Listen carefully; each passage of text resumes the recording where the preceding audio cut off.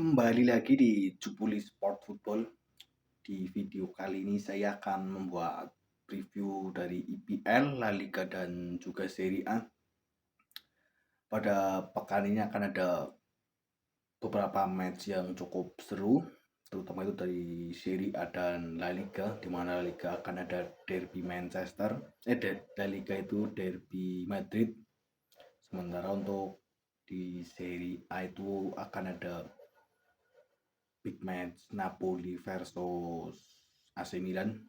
Kita mulai dari IPL dulu, di mana MU akan menjamu Brentford. Laga ini akan digelar di kandangnya Brentford. MU saat ini berada di peringkat ke-11, sementara Brentford peringkat 17.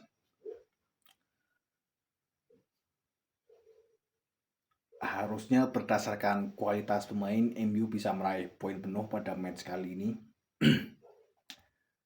Mengingat lawan mereka saat ini Brentford berada di rank ke-17 atau rank 16.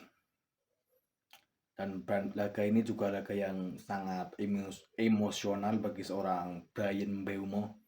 Karena Mbeumo ini adalah ex pemain Brentford. Pada musim lalu dia tampil cukup bagus, yang menjadi bintang utama di Brentford. Tetapi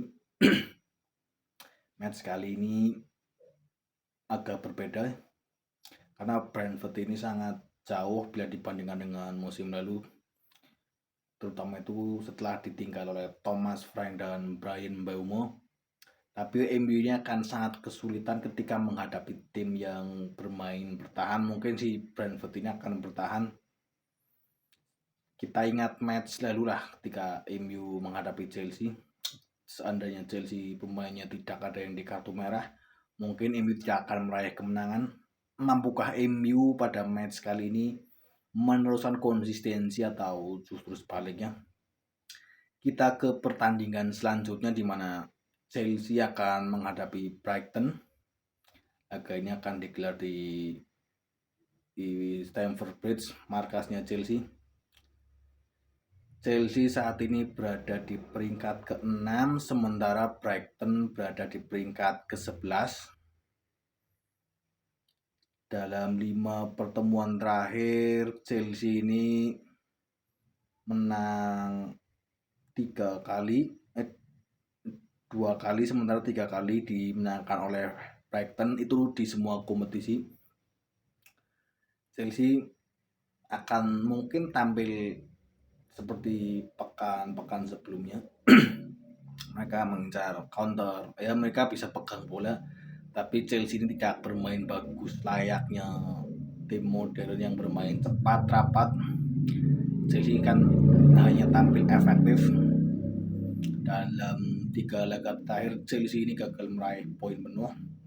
Setelah pada pekan lalu mereka kalah oleh MU. Pada 2 pertandingan sebelumnya mereka kalah oleh Bayern Munchen, dan laga IPL lainnya mereka bermain 2-2 lawan Burnley kalau nggak salah. Mampukah Chelsea ini bangkit dari keterpurukan atau justru sebaliknya? Kita ke match selanjutnya, di mana sang pemuncak klasemen yaitu Liverpool akan ditantang oleh tuan rumah Crystal Palace. Konsistensi Liverpool akan diuji pada pekan ini oleh Crystal Palace. Laga ini akan digelar di markasnya Crystal Palace. Liverpool terkenal mentalitasnya yang sangat luar biasa pada awal musim ini, di mana 3 atau 4 match terakhir mereka meraih poin penuh melalui gol di penghujung laga. Mereka bisa mencetak gol melalui Salah ataupun Virgil van Dijk ataupun yang lainnya. Tapi kita harus ingat bahwa Crystal Palace ini pernah mengalahkan Liverpool di ajang Community Shield. Mereka menang lewat adu penalti. Crystal Palace pasti akan bermain bertahan, Liverpool pasti akan pegang bola. Cuman yang menjadi masalah dengan Liverpool adalah efektivitas mereka belum teruji sama sekali, dan Crystal Palace pasti akan mengincar counter attack, di mana itu berhasil mengalahkan Liverpool di ajang Community Shield. Mampukah Liverpool meneruskan konsistensinya atau justru sebaliknya? Kita ke match selanjutnya di mana Manchester City akan menjamu Burnley. Laga ini akan digelar di Etihad Stadium. Manchester City saat ini berada di peringkat ke-9, sementara Burnley peringkat 16. Harusnya berdasarkan kualitas pemain, Manchester City ini bisa meraih poin penuh seandainya semua berjalan normal, tidak ada kartu merah dan hal-hal lain. Harusnya City meneruskan tren positif mereka. Kita ke match selanjutnya di mana Arsenal akan menjamu Newcastle United. Arsenal saat ini berada di peringkat kedua di bawah Liverpool, sementara Newcastle peringkat 13 dengan 6 poin. Untuk 5 pertemuan terakhir di semua kompetisi, Arsenal menang 3 kali, sementara Newcastle menang 2 kali. Seandainya harusnya berdasarkan kualitas pemain dan gaya main Arsenal ini bisa meraih poin penuh. Tapi kita tidak pernah tahu di sepak bola. Seandainya tidak ada kartu merah dan lain-lain, Arsenal bisalah meraih poin penuh pada match kali ini. Mengingat Newcastle ini semenjak ditinggalkan oleh si Isak, mereka sangat susah cetak gol. Kita ke ajang La Liga, di mana pada pekan ini akan ada super big match antara Derby Madrid antara Real Madrid yang akan menjamu rival sekota mereka yaitu Atletico Madrid.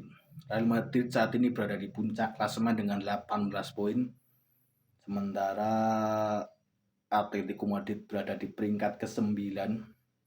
Atletico Madrid, laga ini laga duel tim dengan dua filosofi yang sangat bertolak belakang. Bila Madrid mengandalkan kolektivitas tim menyerang, sedangkan ATM ini lebih mengincar ke counter bertahan.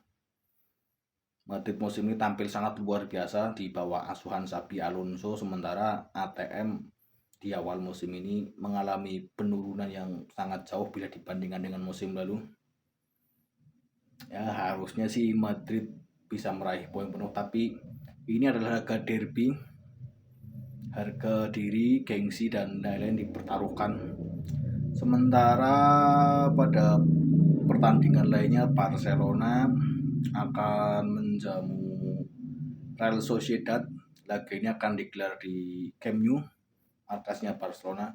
Barcelona yang tengah on fire, harusnya bila tidak ada kendala yang sifatnya non teknis, Barca bisa meraih poin penuh dan menempel ketat sang pemuncak klasemen yaitu Real Madrid.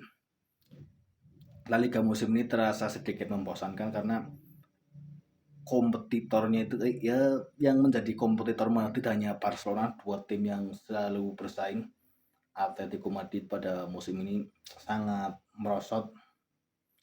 Kita ke ajang Serie A, di mana akan ada big match antara sang pemuncak klasemen yaitu Napoli akan ditantang oleh AC Milan. Saat ini Napoli berada di puncak, sementara Milan di peringkat ketiga.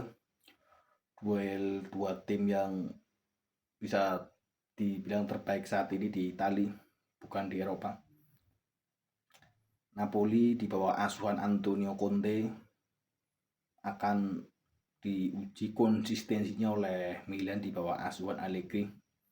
Jujur-jujuran saja, pada match kali ini Napoli lebih diunggulkan dari kualitas pemain, kekompakan tim dan lain-lain. Mereka sangat oke lah bila dibandingkan dengan Milan.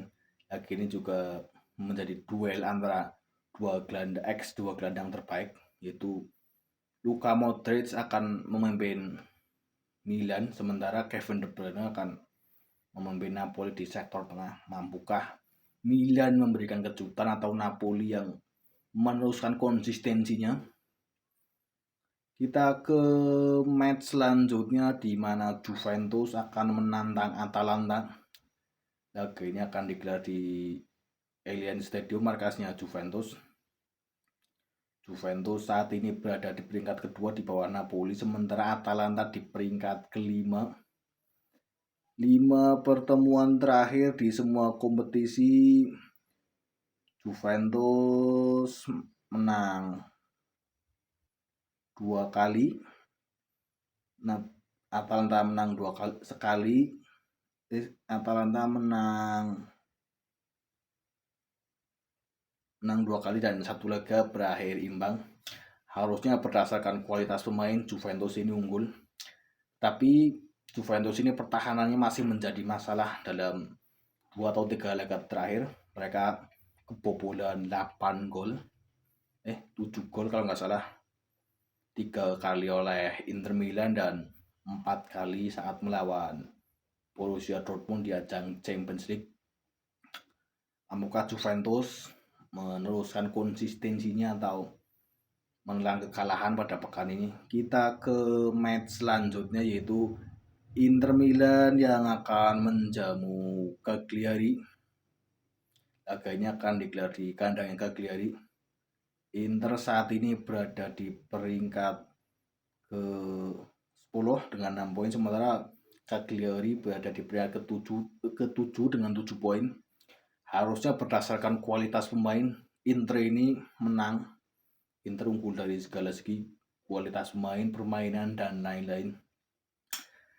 Tapi kita di sepak bola tidak pernah tahu, mungkin saja ada kartu merah, penalti, gol cepat, ataupun yang lainnya. Dan video kali ini cukup karena sepak bola terlalu indah dari sebuah kemenangan.